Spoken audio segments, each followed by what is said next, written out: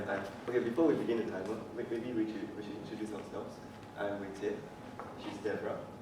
She's Anthea. And finally, Louis. Okay, so let's start. A very good morning, judges and fellow audience. We are Team Quatre, and we are here to present to you our case on UOB, specifically the UOB-MIT application. So this is the agenda for today. I'll first begin by bringing you through the situational analysis of this case. The first C of the situational analysis we have is competencies, which if we may term it, the UOB-H. So we have here on the top left, we see that UOB's existing range of attractive deals and one-on-one dining deals are to date unrivaled by its competitors. And this is what defines the UOB experience. Following next, we have another distinctive H, which is the use of one app, one-stop app, which is a UOB-MIT app, compared to its competitors DBS and OCBC, which launched several apps for different functions. And actually, this brings convenience for UOB users. Zooming out onto the bigger picture, we see that UOB is actually in a strong position to both secure partnerships with its merchants, as well as leverage on its award-winning online platform. By saying that, I mean to bring exploring the possibility of offering products such as its basic investment tools and investing channels from its online platforms onto the mobile.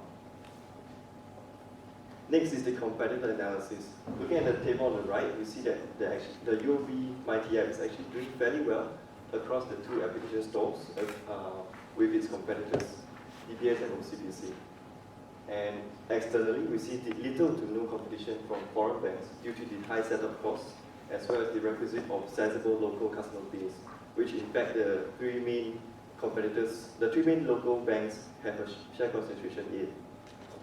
The last C being customers, we see that we break this into two segments, target and sustain. Our team agrees with the case report that the way to go is actually to acquire new customers.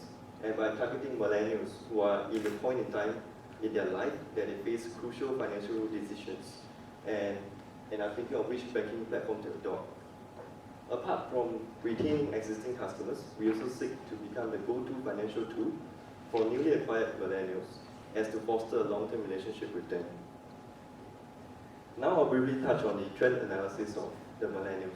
In summary, the millennials also look for three C's, first being convenience, customization, as well as connectivity. And we see two main demands from them. The first being the demand for more financial literacy, as well as to be informed about their financial decisions and choices available to them. And the next demand will be the demand for reliable customer support, as well as the ease of information access. Thank you, Wei-Jian. So now let's take a look at the two objectives of the UOB-MIT mobile app. Now the first of which is to acquire new customers.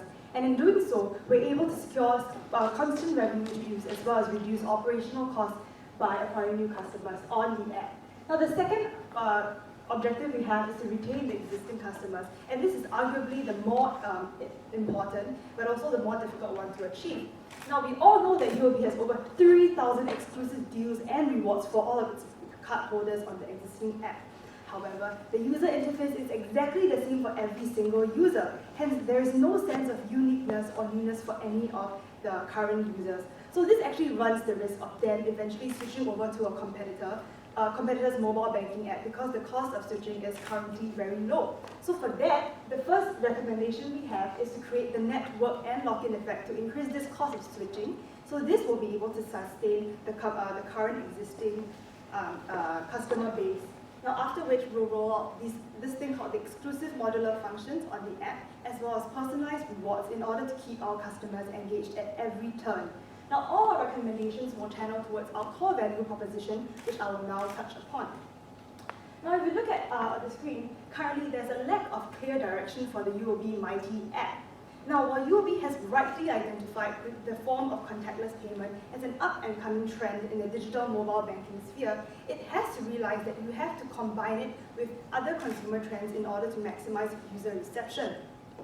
Now, also, they have released Dine with UOB-MIT as a casual way to introduce non-UOB card members into this program. However, it is unable to compete with dedicated review lifestyle apps such as Hungry Go Where and Burple. So for that, we propose to channel all marketing efforts of the new app into the current existing brand ethos of Right by You. Given that UOB has already spent so much money on this branding and marketing strategy, it only makes sense to go with it, not against it. So let's take a look at the revamped proposition for the app. So we suggest to have to maintain Right by You, but to also add it with every step of the way. So in essence, UOB seeks to become a lifetime partner with each and every single one of its customers. Now in this diagram, you can see how value is created for both UOB as well as its customers at every step of the process, beginning with account creation to recommendation of the UOB Mighty app to friends and family, which creates a lock-in and network effect that I was talking about, as well as the progressive usage of the app. So with that, we hope that our customers will be able to achieve financial stability with UOB as its sole financial advisor. So at the end of the day, what we hope to achieve is a lifelong relationship between UOB and its customers, and every step of this process, there is shared value creation. So now we'll move on to talk about our first recommendation. So for objective 1 of customer acquisition, we would recommend modular functionalities to ensure a personalized experience for all Mighty users. Now the main reason for wanting this is needs-based banking. As all of us have very different needs for our mobile banking, it is clear that our current one-size-fits-all model is insufficient. And bearing in mind that more than 50% of Asians will be willing to open a UOB account if the digital features are appealing, it is impertinent for UOB to look into exploring feasible and attractive functions into the mobile banking platform. However, this increased functionality comes at an obvious cost to usability, which brings me to my next point of emphasizing customer experience. Now, as there's no way for UOB to determine for themselves what is the ideal point for each customer's balance between usability and functionality, we would like customers to be able to define this desirable customer experience themselves. As such, by introducing customization, and we could achieve this through allowing them to customize this process. Building on the point of emphasizing customer experience, we would like to focus on improving the technical issues to ensure a seamless mobile banking experience. So you may be wondering what we mean by modular functionalities. It is not so much of restricting the tools that every user has to do to certain things, but it's rather more of how we package these tools on the interface such that they can optimize their personal convenient use of the application. Adding to this, we would like to capitalize on the opportunity to cross-sell products through the application and also to allow customers to provide direct feedback. We believe that through allowing customers to design their own experience and to revamp the image of UOB to millennials, we can ultimately boost acquisition figures.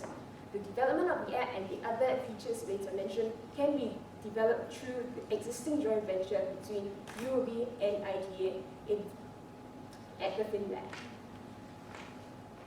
So on to my second recommendation of rewards as an acquisition tool. We all know that UOB is known for its strong rewards proposition, and we would like to leverage on this strength to maintain relevance to all our users regardless of their current life stage. As such, we would like to introduce network benefits, tracking and sharing of rewards to encourage users to advertise the application on behalf of the bank. So how we implement this is via a concept that is familiar to most millennials. So, for example, I, as an existing UOB Mighty customer, will receive monthly offers that's exclusive to the application, such as group buy coupons, or rebates for certain purchases that are proportional to converted users. These offers are structured in such a way that I will be incentivized to share this to my social network, as both me and my friends will be able to enjoy the rewards. The built-in social media and sharing function will allow UOB to capitalize on the social network of users so that we can, as word of mouth recommendations are still the most credible and cost-effective method of marketing amongst existing marketing channels. In addition, we would like to introduce tracking and instant claiming of rewards so the instant gratification elements are introduced to the application. This would make me more likely to aggressively promote the application if I see that I'm one customer away from achieving a greater benefit. We believe that through this process, non-Mighty users will be exposed to the application and its offers, and we believe that with sufficiently attractive offers, we can persuade these customers into opening a UOB account and lock them in with our existing rewards proposition. Thank you, Andrea. So now I'll go through our second objective, which is customer retention. So we really want to expand on the capabilities of big data by leveraging on UOB's data of their existing users and their spending habits. And we want to do this because we want to be truly attuned to each of our customers' wants and needs. And we do this by implementing 3 customer retention strategies, which I will be elaborating on. So for the first strategy, we want to implement a life stage planning feature in the UOB-NUS app. So as you can see here, these are the 5 financial stages of life, and what we need to do is to understand each stage and the needs that come with it, so that we can engage users from each financial stage of life and help them personalize and manage their finances on the app. So what we mean is we want to help them achieve their savings goals. For example, someone in their early career stage, they want to save up for their house. So we will make recommendations. And how we make these recommendations is through the big data analytics. So for the second strategy, we want to make use of big data to generate rewards that are most appropriate for users of a certain age segment. So for example, we know millennials, they want an active lifestyle and they like to travel. So in the deals page, we want to put health and travel rewards right at the top. And we want to have this customizability for each person of every age segment. For the next strategy, we want to make use of big data to generate product recommendations for each person in that particular financial life stage. So we don't want to just help them save, we want to teach them how to make investments. And we want to, if they decide that they want to deep dive into investments, we can cross-sell our investment products as well as UOB Kay-Hian services. And this will bring in more revenue from the UOB-NUS app. So now that we've gone through all our recommendations, we have some KPIs that we want to hit to show the success of our recommendations. So the first one is that we aim to achieve 500,000 downloads by 2019. And of these 500,000, we expect that about 30% of the users are not existing UOB account holders, but we want to convert 80% of them to make a UOB account and then subsequently into credit card holders as well. So this will generate additional revenue for us. And this, so there will be additional revenue from the increased deposits and the credit card fees, and in addition to the cost savings from people opening accounts on the app rather than going to the branch, as well as the cross-selling opportunities mentioned earlier. This will all generate revenue for UOB from the UOB-NUS app. So for the next KPI is more related to the UOB-NUS app. We want to improve the ratings to at least 4 out of 5 stars on both the App Store and the Google Play Store. Because these ratings, they are proxy to the technical issues. People don't like that the app keeps crashing and that there's frustration with the waiting times. So this would help us keep reviewing our technical issues and to see what's wrong with them and what we can do in the future. So in conclusion, these are all our recommendations. Our timeline, we intend to develop, obviously we need to develop the modular functions and the big data analytics and the algorithms first. And subsequently, hopefully within 6 months to 1 year, we can implement these changes into the app along with the life stage planning feature. So all these recommendations, they tie in with our core values of being right by you every stage of your life, and they help us achieve both objectives of not just acquiring customers but retaining them as well. And this will make the UOB-NUS app a truly mighty one. So thank you for your time. We hope you enjoy our presentation, and we're open to further questions.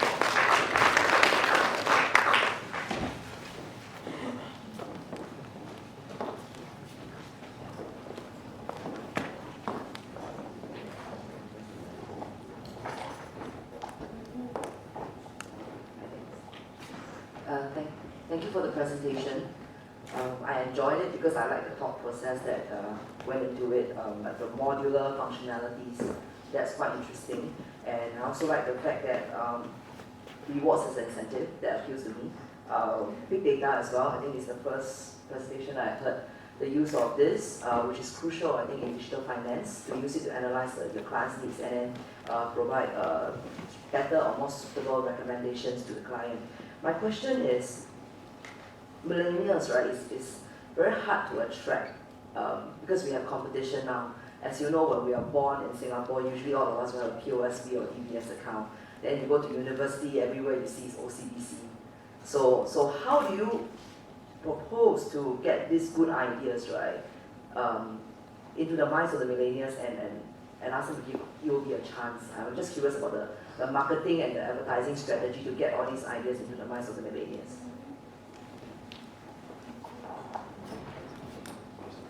Thank you for the question. Now, when looking into choosing millennials as our target segment, we considered the traits of millennials. So we looked at the 3 trends that we identified. So it was convenience, customization, as well as connectivity. So we understand that millennials today, they always strive to be on the go 24/7. So they always have their mobile phones around with them. So the use of Facebook, Instagram, social media, a lot of push notifications come through very easily.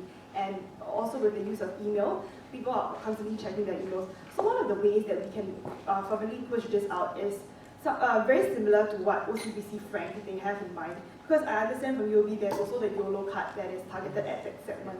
So one of the ways that our team feels that we can reach out to millennials, especially those who are still undergrads, is to go through the school channels, because students, they always look out for deals, things like, oh, I get a 1-for-1 deal with, if I go with a friend, or let's say if I go with more people, I enjoy more discounts.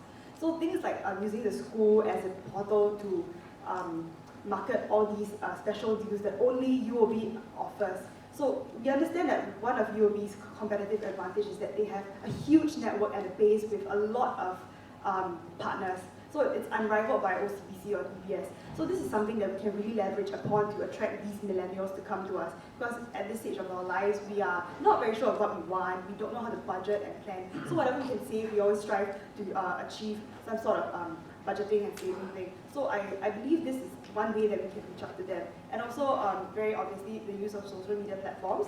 So things like Facebook and Instagram, where they create content that is what they want to see. So I think the problem with a lot of traditional bank advertising is that you focus a lot on the functions itself. So I tell you, okay, you can save this amount, but what do I really gain out of that? What is the value that, as a millennial, what do I see from that? Because at this point in time, you don't really think about saving up for the future. You look at short-term goals. So with our proposition, we want to tell you that at this stage of your life, you focus on this. So as you progressively use the UOB-NUS app, we will push out to you in the phases. So at different points in your life, you will want to save up for different things. So the idea is to give them what they want at specific stages of their life. Thank you for your presentation.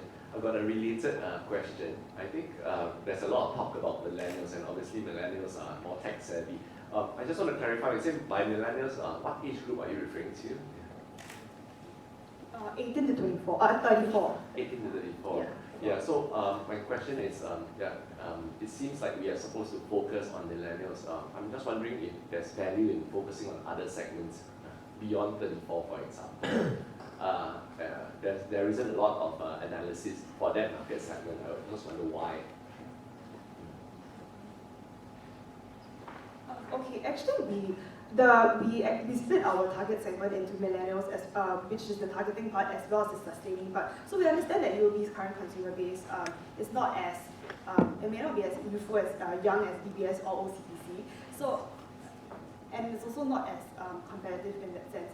But which is the reason why we push out the life stage planning thing. So as we mentioned, it's not just millennials that can benefit from it. So with life stage planning, at any point in your life, if you need help with financial advisory, you can always go to you don't even have to go down to a physical bank branch. So the idea of the UOB-NUS app is that even on the go, let's say, we're having dinner, like my husband and I are having dinner over, like a Valentine's Day or something, and you're like, okay, I think we should get a second car or something like that. You can simply use the app to access all these tools. So you do not have to be tied down to the idea of going down to a physical bank branch to talk to a person.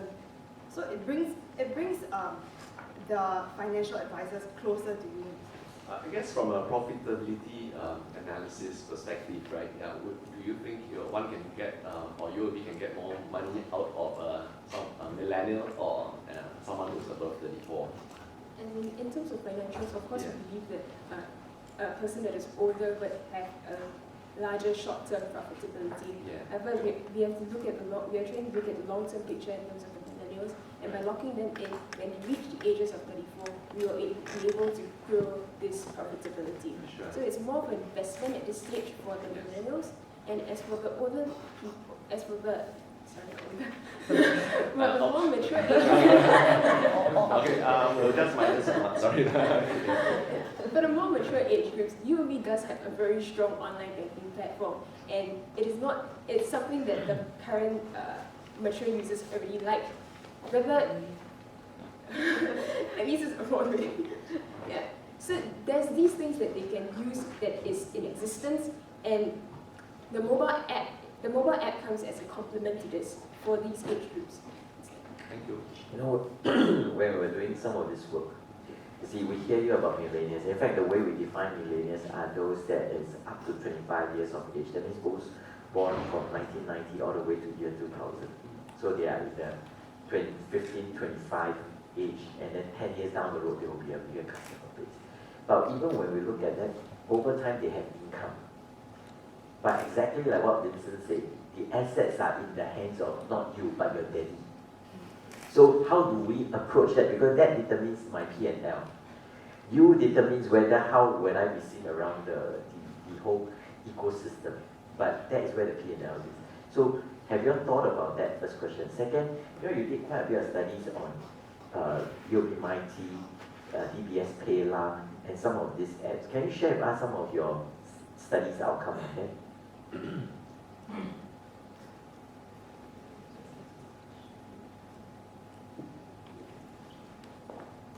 Okay, so we'll first address the question about our opinions of the other banks' apps. We feel that something like DBS, they have DigiBank, they have Payla, they have so many different apps, and it's really troublesome for us to download. So that's why we identified that UOB-MIT is really good because it's all in one app. As for Where does OCBC stand now? OCBC,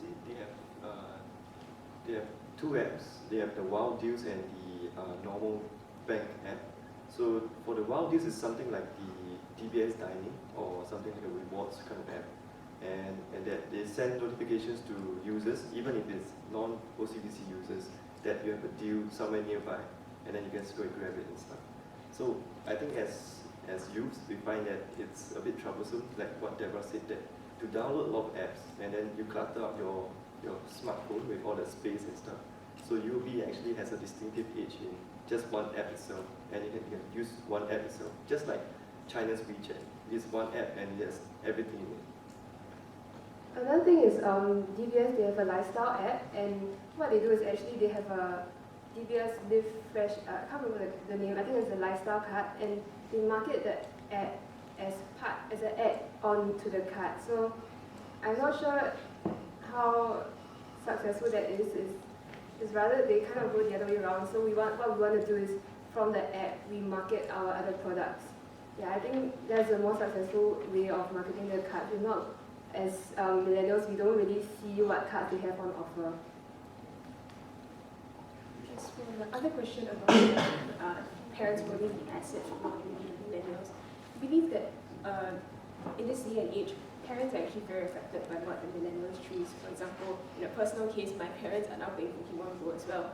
So from that indication, we can say that if the UOB-MIT application can prove its value to the millennials and such that the parents are attracted to the platform as well, it is a win-win situation in both cases.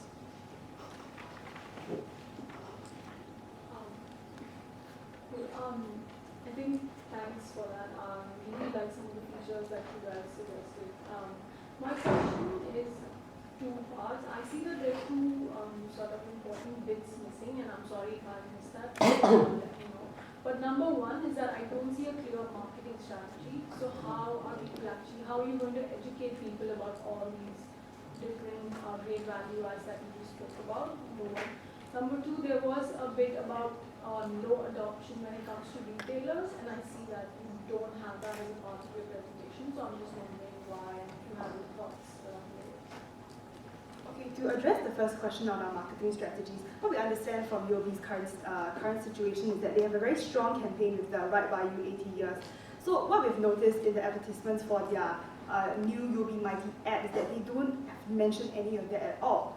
So one possible immediate action to take is to sort of rebrand and reposition the app in the sense that you shift it from the space of being simply a tech app where I'm paying by contactless payment, because that's like a direct competitor to PayWave, to something that is more of value. So that would be the change in marketing direction for the app itself in terms of advertisements, as seen from the case, because the UOB actually advertised quite heavily on, you can see on I think there were YouTube videos, there were television commercials, as well as bus reps. So the immediate way to go would be to instill this value proposition into all of these marketing channels. And the second question,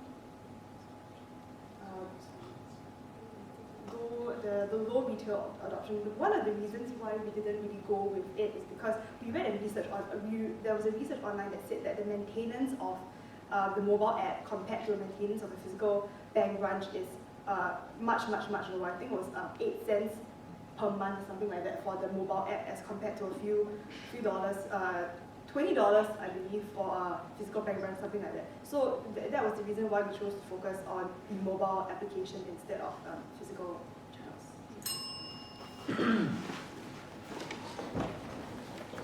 Thank you. Thank you, Team Cup, for the presentation.